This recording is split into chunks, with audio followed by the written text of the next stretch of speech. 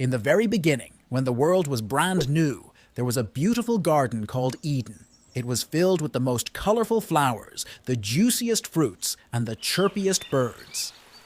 In this garden, God created the first two people, Adam and Eve. Life in the garden was like a never-ending day of play and joy.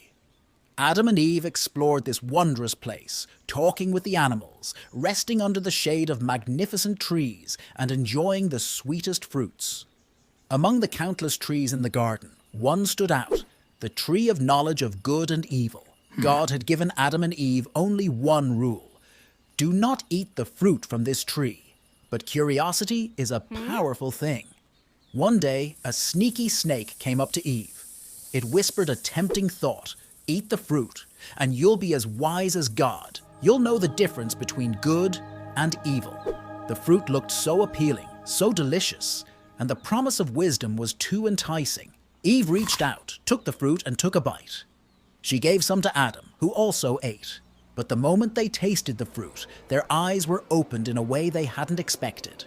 They saw things differently and realized they had disobeyed God. They felt fear and shame, emotions they had never known in the garden's bliss. When God learned what they had done, he was deeply saddened by their disobedience. The consequence was clear.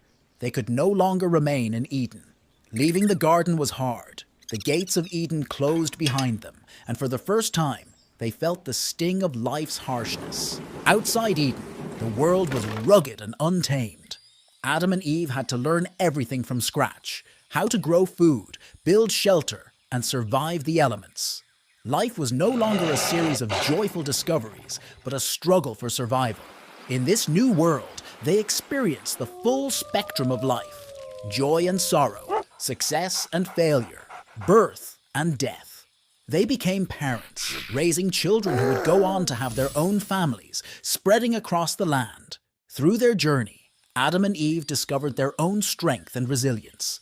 They faced each challenge with a growing wisdom, learning to adapt, to love more deeply, and to cherish life's fleeting moments.